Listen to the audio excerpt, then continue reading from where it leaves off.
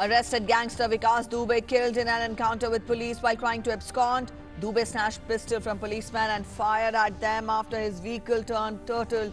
Police fired in self-defense, which resulted in bullet injury to Dubey.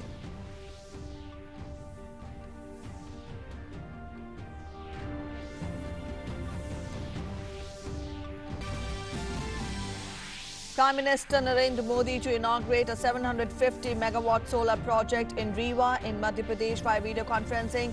Rewa project to become first renewable energy project to supply to an institutional customer outside the state, that is Delhi Metro, which will get 24% of the energy from the project.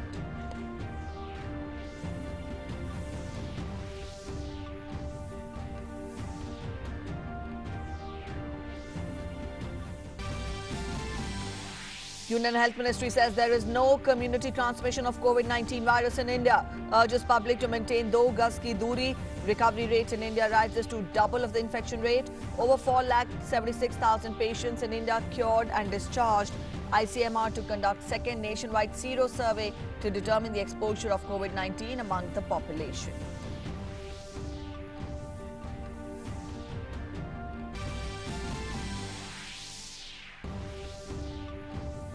Uttar Pradesh government to impose a weekend lockdown in the state from 10 p.m. tonight till 5 a.m. on Monday, except for essential and some other services. 10 districts of Bihar to be under lockdown from today for different duration. A 7-day lockdown clamped in all containment zones across West Bengal since last evening.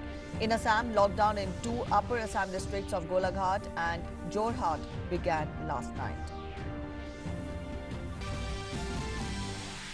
Flood situation in Assam improves further. However, a dozen districts still affected by flood waters, with Brahmaputra and some of its tributaries flowing above the danger level. Met Department predicts heavy to very heavy rainfall at few places and extremely heavy rainfall at isolated places in the next 5 days.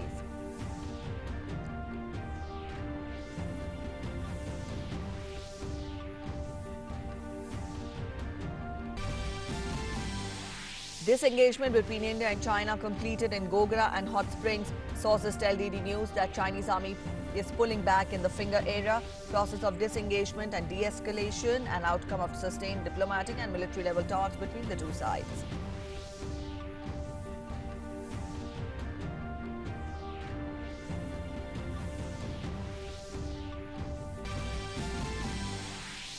BCCI accepts resignation of its Chief Executive Officer Rahul Johri, which was pending with the BCCI since 27 December last year. Johri, who joined the BCCI in 2016, had earlier put in his papers and his contract was due to expire in 2021. The United States imposes sanctions on 3 senior officials of Chinese Communist Party, including a member of the ruling Politburo, for alleged human rights abuses targeting ethnic and religious minorities that China has detained in western part of the country.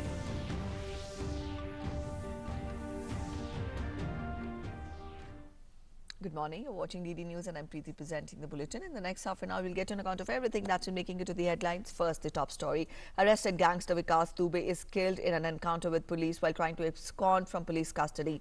Now, according to the police, Dubey snatched pistol from policemen and fired at them after his vehicle turned turtle. Police fired in self-defense, which resulted in bullet hitting Dubey.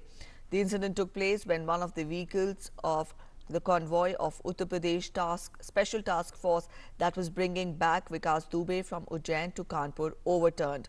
The accident occurred near Bara in Kanpur.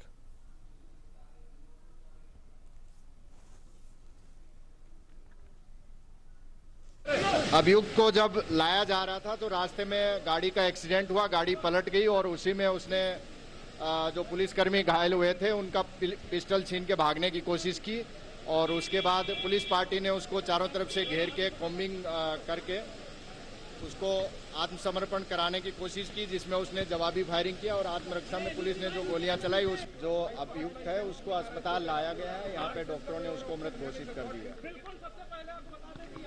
मारा गया doctors के अनुसार doctors ने confirm किया doctor. To get us more on that, Ramendra Singh is joining us. Ramendra, we tell our viewers that gangster Vikas Dubey is killed in an encounter and he was trying to abscond, which resulted in the encounter. You spell out more details. देखिए प्रीति, जो दर्शक हमारे साथ अभी DD news में जुड़े हैं वो जान लें कि उज्जैन में गिरफ्तार किया गया था विकास दुबे को और एसटीएफ वहां से ला रही है। 17 घंटे से लगातार जो ड्राइवर, जो गाड़ी पलटी उसका ड्राइवर 17 घंटे से लगातार सोया नहीं था और सचेंडी थाना के अंतर्गत डिवाइडर से आकर के गाड़ी पलट गई और गाड़ी पलटने के बाद विकास दुबे ने, जो बैठे हुए सिपाही थे जो घायल हो गए थे एक्सीडेंट में, उनकी पिस्टल छीन कर भागने लगा और पुलिस की फायरिंग में उसको, वो घायल हुआ था जिसको हाईलाइट में एडमिट कराया गया। हाईलाइट में डिक्लेयर कर दिया है कि उसकी डेथ हो गई है। तो जाहिर है कि बड़े अपराधी रास्ते में हाईवे जाम कर दिया गया था, मीडिया को रोक दिया गया था सर। आधे घंटे में क्या कारण था सर? कितने राउंड फायरिंग हुई थी सर? कितने राउंड फायरिंग हुई सर?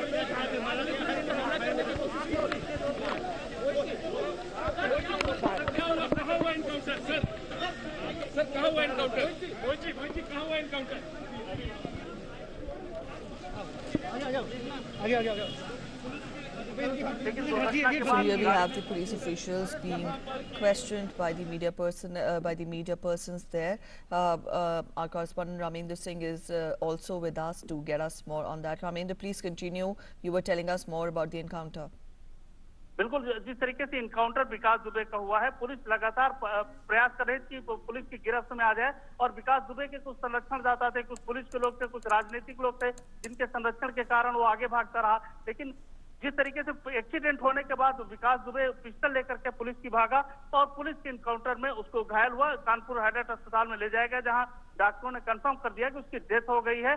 अब उसका पोस्टमार्टम हुआ, कितनी गोलियां लगी हैं, क्या हुआ, ये अभी देर से पता चलेगा। लेकिन तमाम इंट्रोगेशन अभी बाकी है कि कौन लोग इसके पीछे थे, कैसे वो भागता रहा, कहां से संसाधन उपलब्ध हुए, कौन लोग उसके संरक्षणदाता थे, कहां कहां हो गया, किसके साथ हो रहा। तो ये तमाम इंट्रोगेशन अभी बाकी है प्रीति, पुलिस उस पर काम कर रही है। लेकिन ये एक बड़ी बात हो गई कि एक बड़े दुर्दांत अपराधी का अंत हो गया है।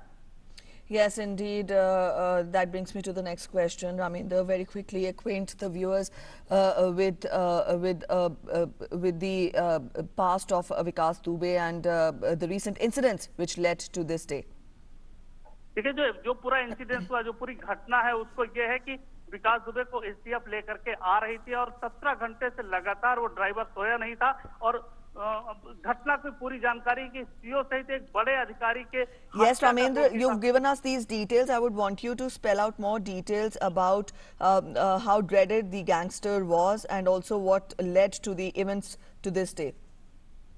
देखिए, उसका बड़ा गैंगस्टर, जो पूरा बड़ा गैंग था उसका, और कानपुर देहात में उसकी बड़ी पहुंच थी।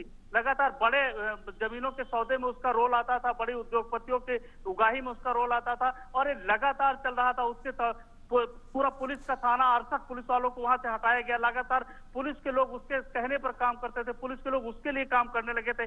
स्थिति ये आ गई थी। तो ये बड़ी कार्रवाई है पुलिस की। लगातार पुलिस को जब सीओ लगातार चिन्हित कर रहा था कि ये बड़ा अपराधी और इसके खिलाफ कार्रवाई की जाए, हालांकि उनके कहने पर कार्रवाई नहीं हुई, शायद वो कार्रवाई हो जाती तो ये बड़ी घटना बच सकती थी।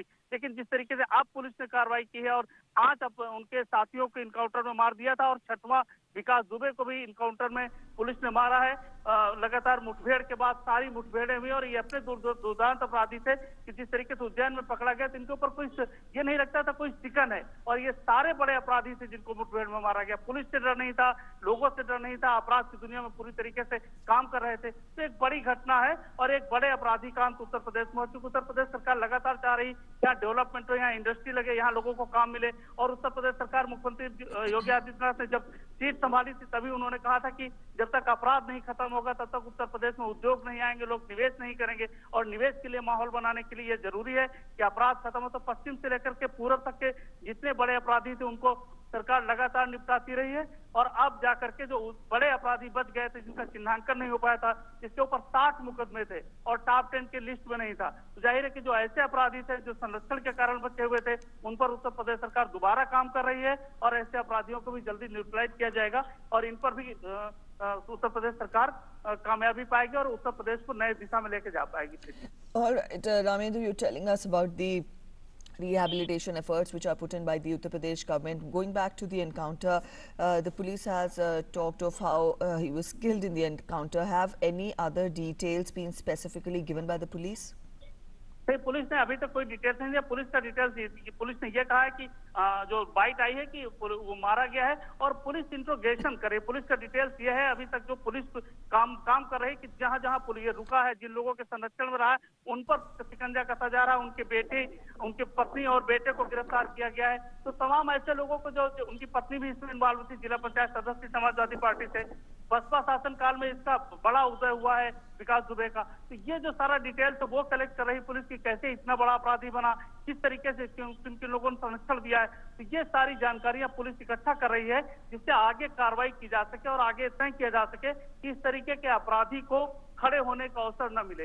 ये पुलिस का प्रयास है, ये सरकार का प्रयास है कि अपराधियों के खिलाफ सख्त कार्रवाई की जाए, जिससे इस तरीके के अपराध या अपराधी पनपने न पाए। प्रीति, all right, when we talk of what next from here on, Ramendra, any word also coming in from the authorities on that?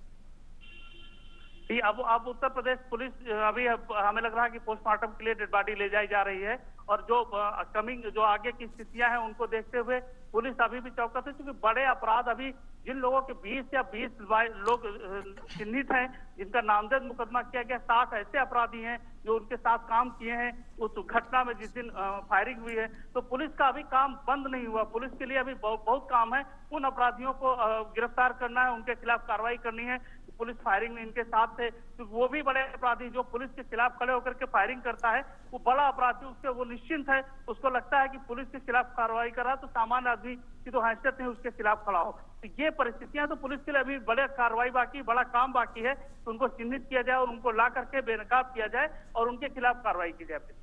All right, Ramendra, thank you so much for joining us with those inputs. That was our correspondent Ramendra Singh joining us and telling us more about the encounter which took place, and arrested gangster Vikas Dubey is killed in the encounter. In the bulletin that follows, we'll also get you details once the police also spells out more information on the encounter. Meanwhile, let's get to other important news. Prime Minister Narendra Modi will today dedicate to the nation the 750 megawatt solar project set up at Rewa in Madhya Pradesh. The solar park was developed by Rewa Ultra Mega Solar Limited, a joint venture company of Madhya Pradesh Urja Vikas Nigam Limited and Solar Energy Corporation of India, a central public sector undertaking.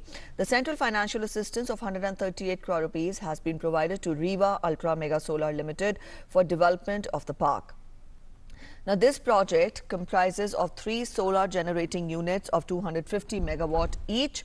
The project will reduce carbon emission equivalent to approximately 15 lakh ton of CO2 per year. Now, the Rewa solar project was the first solar project in the country to break the grid parity barrier. The Rewa project has been acknowledged in India and abroad for its robust project structuring and innovations. It has also received World Bank Group President's Award for Innovation and Excellence and was included in the Prime Minister's A Book of Innovation, New Beginnings. The project is also the first renewable energy project to supply to an institutional customer outside the state. The 24% green energy from this plant will be supplied to Delhi Metro trains for its operations. Rest of the energy will be supplied to the state discoms of Madhya Pradesh. The project exemplifies India's commitment to attain the target of 175 gigawatt of installed renewable energy capacity by 2022.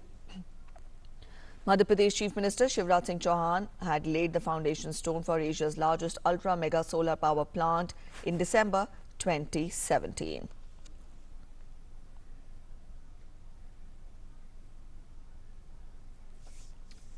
And our correspondent Aditya is joining us to get us more on that. Aditya, we tell our viewers about how significant this project is going to be, and also it will be important in the sense that it will provide energy to Delhi Metro. Let us know more about it and also the program ahead. But I think we've not been able to establish contact with our correspondent there. We'll try getting back to him again to get more on this important development which we await. The Prime Minister will be dedicating to the nation the 750 megawatt solar project at Rewa in Madhya Pradesh. We'll get you more on that. Meanwhile, let's get you other news. The Union Health Ministry has said that India is effectively dealing with COVID-19 pandemic and the country has the lowest caseloads and deaths in terms of its population in comparison to other nations. The Health Ministry added added that there is no community transmission of COVID-19 virus in India. The Health Ministry has urged public to maintain 2 gaz ki doori. The Health and Family Welfare Ministry also said that as per the World Health Organization's report, India has 538 cases per million in comparison to the global average of 1,453. In terms of deaths, India registered 15 deaths per million as compared to the global average of 68.7. The ICMR on Thursday said that a nationwide sero survey to determine the exposure of novel coronavirus among the population will be carried out as a follow-up to a similar study conducted in May. The sero survey involves testing of blood serum of people to check for prevalence of antibodies against COVID-19 infection. The final results of a sero survey conducted by ICMR in May, which focused on infections of mid-April, is still under process. All such sero surveillance studies or any other scientific study is subject to peer review, and those inputs are also incorporated. The Indian Council for Medical Research said that it has recommended the use of rapid antigen point-of-care test in containment zones in various states as well as in hospitals to contain the COVID-19 spread. And moving a step forward, very recently ICMR also has validated and approved the use of a rapid antigen point-of-care test, which is now validated, recommended for use, and is also being used now in the containment zones of various states as well as in the hospitals. And going back to our story on Prime Minister dedicating to the nation the 750 megawatt solar project at Rewa in Madhya Pradesh, we go back to our correspondent Aditya. Aditya, we've told our viewers how important this project is going to be and also how this project will supply energy to Delhi Metro. Spell out more details and also let us know about the program which is planned ahead there. देखिए, केंद्र सरकार की मंशा रही है शुरू से कि 1 लाख मेगावाट बिजली जो है वो सौर ऊर्जा से बनाई जाए। ये एक टारगेट सरकार ने तय किया है और यही टारगेट को लेकर जो है लगभग प्रधानमंत्री ने इंटरनेशनल सोलर अलायंस जब बना था पेरिस में COP21 के दौरान, जब तमाम देशों के राष्ट्राध्यक्ष वहां पर मौजूद थे, उस वक्त प्रधानमंत्री ने बताया था कि भारत किस तरीके से सौर ऊर्जा के क्षेत्र में काम कर रहा है और आने वाले समय में दुनिया के तमाम देशों को सौर ऊर्जा के क्षेत्र में किस तरीके से काम करने की आवश्यकता है। और यही कारण था कि लगातार भारत में अलग अलग जगहों पर सौर संयंत्रों को स्थापित करने का काम शुरू हुआ और दुनिया के जो कुछ चुनिंदा बड़े सौर संयंत्र हैं उनमें से ये एक संयंत्र है रीवा सौर ऊर्जा संयंत्र की अगर मैं बात करूं, 750 मेगावाट क्षमता का ये है और इस 750 मेगावाट क्षमता की अगर बात की जाए तो इसके 76% जो है वो सौर ऊर्जा जो है मध्य प्रदेश में सप्लाई होगी और उसके अलावा 24% सौर ऊर्जा दिल्ली मेट्रो रेल को सप्लाई हो रही है। इसको आज प्रधानमंत्री राष्ट्र को समर्पित करने वाले हैं। इस पूरे अगर संयंत्र को समझने की कोशिश करें तो कई मायनों में ये खास इसलिए हो जाता है जहां पूरी दुनिया, जहां भारत का पूरा जोर कार्बन उत्सर्जन को कम करने पर लगा हुआ है, ऐसे में इस संयंत्र के चालू हो जाने के बाद करीब 15,70,000 टन कार्बन उत्सर्जन जो है उसमें कमी आने की संभावना है।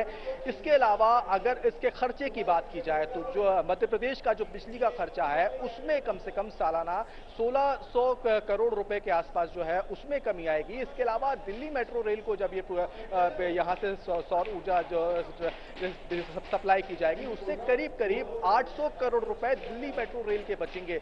यानी कि आप कह सकते हैं कि साफ सुथरी ऊर्जा के क्षेत्र में जिस तरीके से भारत लगातार काम करने की कोशिश कर रहा है और जो संदेश भारत ने दुनिया के तमाम अलग देशों को देने की भी कोशिश की है कि सौर ऊर्जा से किस तरीके से अलग अलग क्षेत्र में फायदे हो सकते हैं, वो ये संयंत्र बताने की कोशिश भी कर रहा है। एक अपने आप में एक बहुत बड़ा संयंत्र रीवा के गुड़ में इसको स्थापित किया गया है, एक बड़े वृहद क्षेत्र में इसको स्थापित किया गया है। 3 इसमें इकाइयां बनाई गई हैं और 3 तमाम इकाइयों में कई ऐसे फीडर्स अलग अलग संयंत्र स्थापित करने के साथ साथ इन तमाम बातों का ध्यान रखा जा रहा है कि आने वाले समय में अगर पर्यावरण में परिवर्तन होता है या किसी भी तरह की कोई भौगोलिक स्थितियां चेंज होती हैं, ऐसे में इस संयंत्र में कोई चीजें ना दिक्कत आए, उन तमाम चीजों चीजों का भी इस पूरे संयंत्र में ख्याल रखा गया है। 11 बजे प्रधानमंत्री नरेंद्र मोदी इसको राष्ट्र को समर्पित करेंगे वीडियो कॉन्फ्रेंसिंग के माध्यम से। मध्य प्रदेश के मुख्यमंत्री शिवराज सिंह चौहान जुड़ेंगे, राज्यपाल आनंदीबेन होंगी, केंद्रीय मंत्री राज्य मंत्री नवीन नवकरणीय ऊर्जा वो भी इस कार्यक्रम में शिरकत करने वाले हैं। पूरा कार्यक्रम ऑनलाइन होगा। इस वक्त हम रीवा के गुड़ में मौजूद हैं और एक सबसे महत्वपूर्ण बात अगर मैं आपको इसकी बताऊं, चूंकि बहुत कम लागत में और कम समय में इसको बनाया गया है, एक सबसे बड़ा फैक्टर इसमें यह था कि राज्य सरकार और केंद्र सरकार के बीच में जो ये पूरा तालमेल रहा है। उसके अलावा ये एकमात्र ऐसा प्लांट है अब तक देखा जाए तो जिसको वर्ल्ड बैंक और ग्रीन टेक्नोलॉजी की अगर बात की जाए, क्लीन टेक्नोलॉजी की बात की जाए, उसने फंडिंग की है। यानी कि अभी तक अगर किसी सौर संयंत्र को फंडिंग अभी तक अगर की गई है वर्ल्ड बैंक और क्लीन टेक्नोलॉजी के द्वारा, तो वो अभी रीवा का ये सोलर प्लांट हम इसको कह सकते हैं। तो कई मायनों में बेहद खास है, एक माइलस्टोन हम इसको कह सकते हैं। भारत जो पूरी दुनिया को संदेश देने की कोशिश कर रहा है, वो आज जो है जैसे ही प्रधानमंत्री इसको राष्ट्र को समर्पित करेंगे, यहां से एक बहुत बड़ा संदेश दुनिया के सामने भी जाएगा कि भारत में किस तरीके से सोलार के क्षेत्र में अब काम होना शुरू हो चुका है। ना सिर्फ काम होगा बल्कि काम होना शुरू हो चुका है। All right, काम होना शुरू हो गया. Aditya, this is what you tell us. Also, we tell our viewers that the carbon emission will be reduced to approximately 15 lakh ton of CO2 per year through this project. Very important one aspect. Added to that, this plant will also supply energy to Delhi Metro, and also it also exemplifies India's commitment to attain the target of 175 gigawatt of installed renewable energy capacity by 2022. How far will this help in taking forward the Prime Minister's idea of a self-sufficient, self-reliant, Atmanirbhar Bharat? बिल्कुल, देखिए यही एक बात थी कि जब कई देश ऐसे हैं, जब इंटरनेशनल सोलर अलायंस का जब शुरुआत हो रही थी, उस वक्त कई देश ऐसे हैं जो जहां पे बिजली की समस्या है, ऊर्जा की समस्या है, लेकिन अगर वो सौर ऊर्जा के क्षेत्र में जाते हैं तो उनको कहीं ना कहीं इसका फायदा होगा। और जब अंतर्राष्ट्रीय सौर गठबंधन जब हो रहा था, उस वक्त ये तमाम देशों की जब राष्ट्राध्यक्ष के साथ बैठे थे, तब भी यही चर्चा हुई थी, ये बात हुई थी। और ऐसे में भारत जब वहां पहुंचा था, जब इंटरनेशनल सोलर अलायंस की शुरुआत हो रही थी, तो एक पूरा रोड मैप लेके गया था। और ये रोड मैप में बताने की भी कोशिश यही की गई थी कि हम सिर्फ जरूरी नहीं है कि जो एक परंपरागत ऊर्जा है हम उसी पे चीजें चलती रहे, बल्कि सौर ऊर्जा भी या पवन ऊर्जा, ये तमाम ऐसी वो चीजें हैं जिनके जरिए से बिजली बनाई जा सकती है। और खासकर जो विकासशील देश है, खासकर उनके लिए जो है इस तरीके के प्रोजेक्ट्स, इस तरीके की परियोजनाएं कई मायनों में बेहद खास हो जाती, क्योंकि ना सिर्फ ये कार्बन एमिशंस को कम करने का काम करते हैं, बल्कि इसके अलावा बजट भी कम होता है इससे। जो बिजली के क्षेत्र में जब बजट लगता है, आप सोचिए अगर 1600 करोड़ रुपए का सालाना खर्चा अगर मध्य प्रदेश अकेले का अगर बचता है बिजली के क्षेत्र में, और दिल्ली मेट्रो रेल की जो आप बात कर रही है, करीब 800 करोड़ रुपए दिल्ली मेट्रो रेल का बचेगा, तो अपने आप में ये पैसा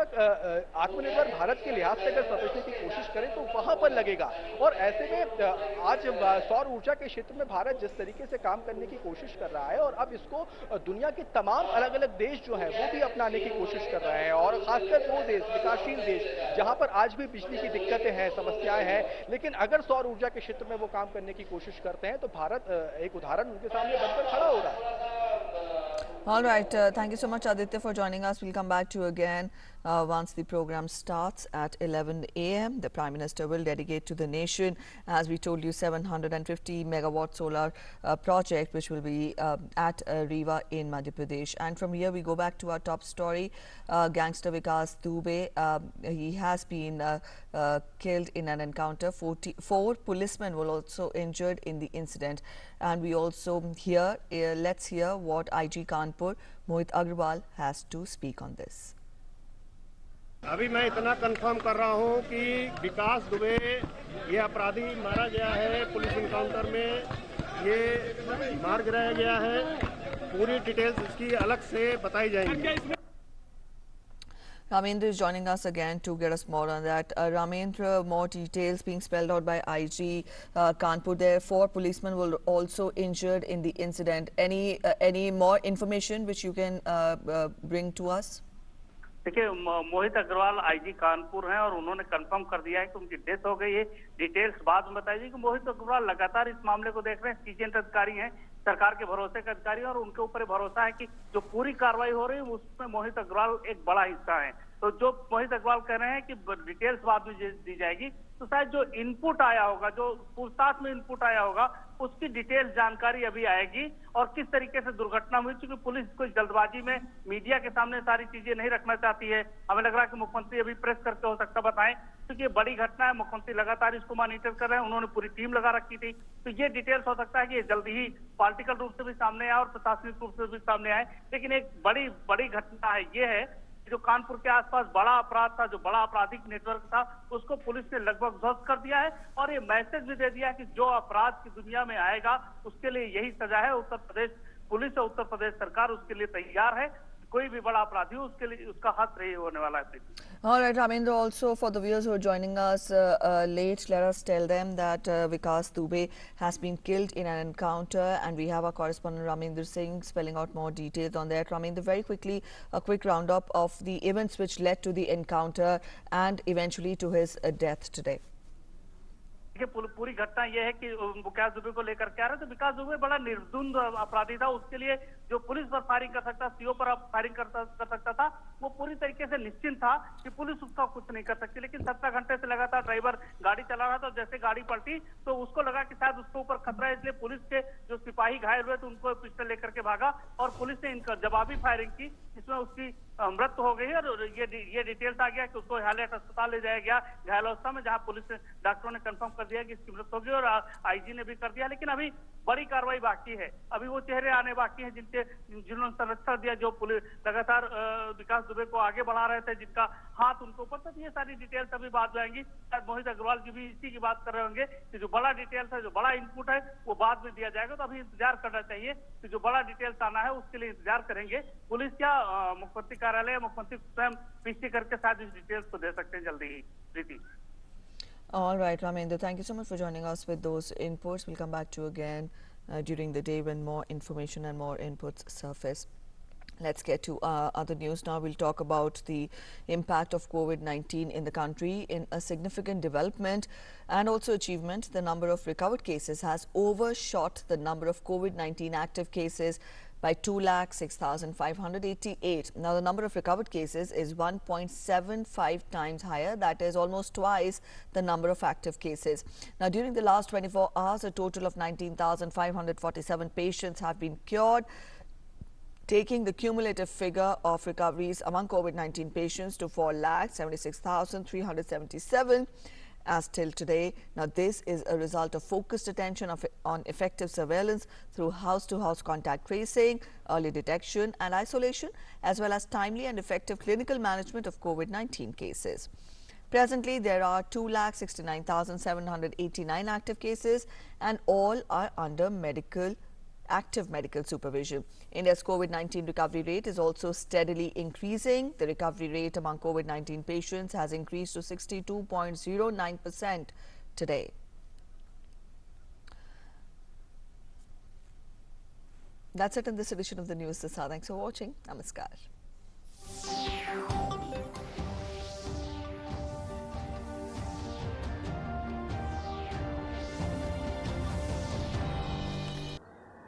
Namaskar, welcome to Rajya Sabha Television. I am Smriti Rastogi.